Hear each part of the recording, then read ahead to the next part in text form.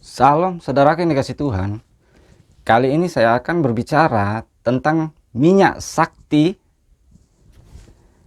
yang di dalam dunia kekristenan disebut minyak urapan. Untuk itu jangan kemana-mana, tetap saksikan video berikut.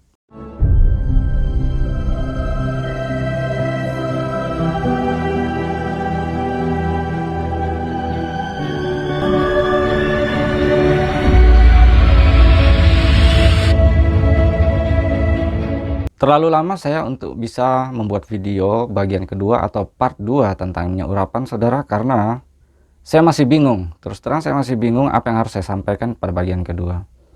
Beberapa hari yang lalu saya kemudian mencoba mencari bahan, saya buka YouTube, saya cari video-video yang membahas tentang minyak urapan. Dan betapa terkejutnya saya menemukan dua video yang berbicara tentang minyak urapan. Mengapa, saudara? Karena di dalam video tersebut ternyata minyak urapan disalahfungsikan.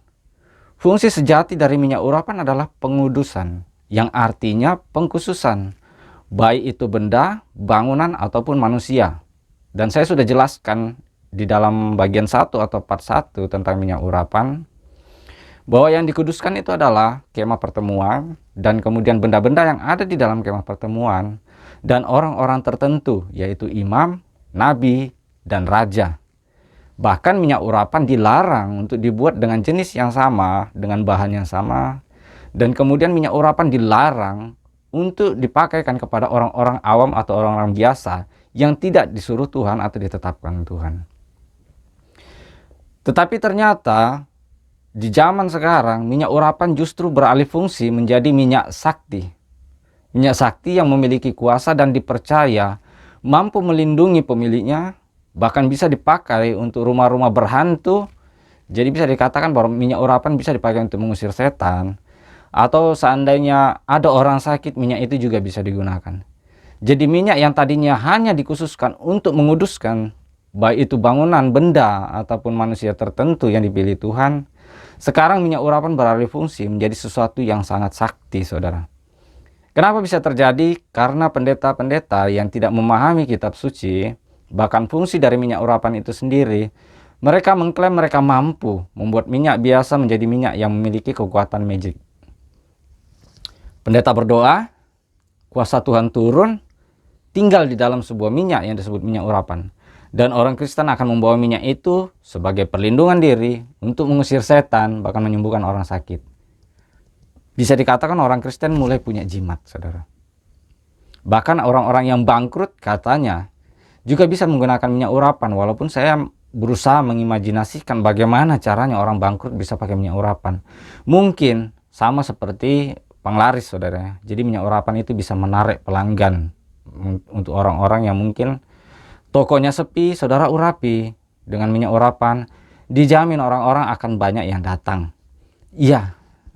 Mulailah berimajinasi, mulailah berfantasi, saudara. Jadi sedih rasanya, saudara. Sedih rasanya banyak orang yang ternyata tidak mau mendalami firman Tuhan, tidak mau belajar firman Tuhan, lalu kemudian mereka tanpa rasa bersalah dengan seenaknya mau bicara tentang firman Tuhan. Tetapi kemudian faktanya bahwa apa yang mereka sampaikan menyimpang dari firman Tuhan, dari kitab suci. Saudara, kalau baca Alkitab, tidak pernah minyak urapan digunakan untuk pengobatan. Tidak pernah minyak urapan digunakan untuk pengusiran setan. Minyak urapan hanya digunakan untuk menguduskan atau mengkhususkan bangunan, benda-benda, atau orang-orang tertentu. Hanya itu, saudara. Tidak ada fungsi lain. Kalaupun ada ayat-ayat yang diterjemahkan yang berhubungan dengan orang sakit, saya sudah sampaikan di part 1-nya, saudara. Minyak itu bukan minyak urapan.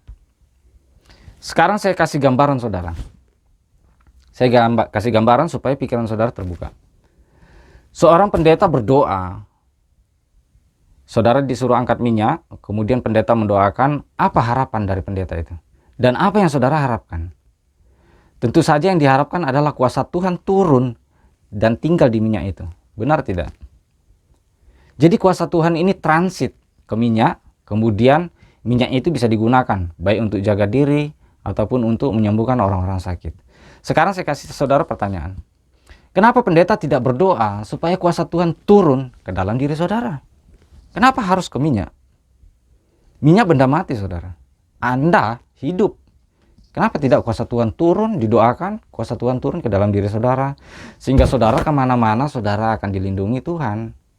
Saudara kemana-mana, saudara bisa doakan orang sakit, karena ada kuasa Roh Kudus di dalam diri saudara. Kenapa harus pakai minyak? Logikanya kan seperti itu, saudara.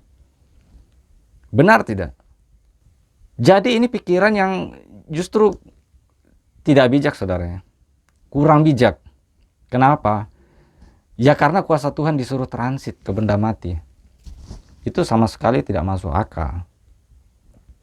Kalau saudara merasa punya iman, bisa mendoakan minyak urapan untuk menyembuhkan orang sakit, saya kasih saudara pertanyaan.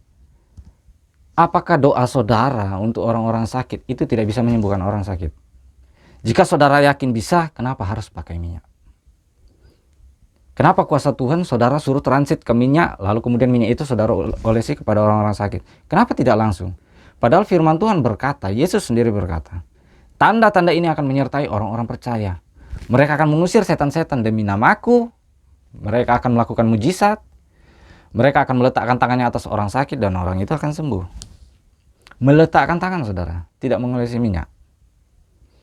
Aku memberi kamu kuasa untuk menginjak ular dan kalajengking, bahkan kuasa untuk menahan kekuatan musuh sehingga tidak ada yang membahayakan kamu. Tidak ada media minyak di situ. Tuhan memberi kita kuasa, dan kuasa itu ada di dalam diri kita karena ada Roh Kudus di dalam diri kita. Roh Kudus adalah Roh Allah yang punya kuasa. Jadi saudara tidak perlu media. Logikanya kan begitu, saudara. Saudaraku, saudara perlu paham. Di dalam dunia kekristenan, iman perlu disejajarkan dengan logika. Itu sebabnya firman berkata, supaya kita dibaharui di dalam roh dan pikiran kita. Jadi bukan hanya roh yang dibaharui, tapi pikiran kita juga dibaharui, supaya kita semakin dewasa dan mengerti kebenaran firman Tuhan. Saudara jangan pikir saya anti dengan minyak urapan. Sebenarnya saya punya minyak urapan, tapi minyak urapan sudah saya kasih sama orang tua saya karena beliau lagi ada masalah, sakit mah, dan katanya minyak zaitun itu bagus diminum 1 sendok sehari untuk mengobati mah. Akhirnya minyak urapan yang saya pakai dulu, seperti yang juga diajarkan pendeta-pendeta, saya juga lakukan, saudara. Kenapa? Karena saya ikut-ikutan juga dulunya. Tapi saya kemudian terus belajar dan merenungkan itu benarkah semua ini. Dan saya menggumulinya bersama Tuhan. Karena saya tidak mau mengajarkan hal-hal yang tidak benar, sehingga saya menjadi penyesat.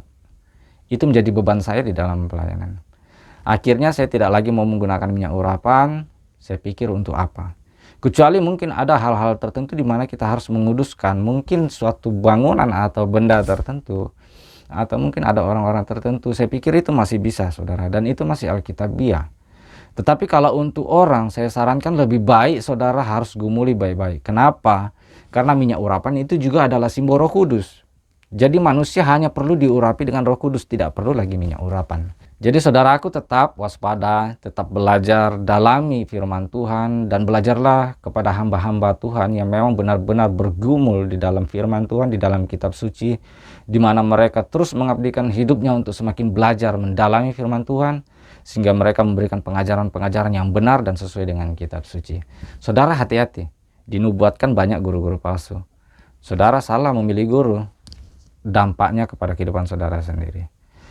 Ini saja yang bisa saya sampaikan di part 2 ini. Tuhan Yesus memberkati kita semua dan kebenarannya, Immanuel.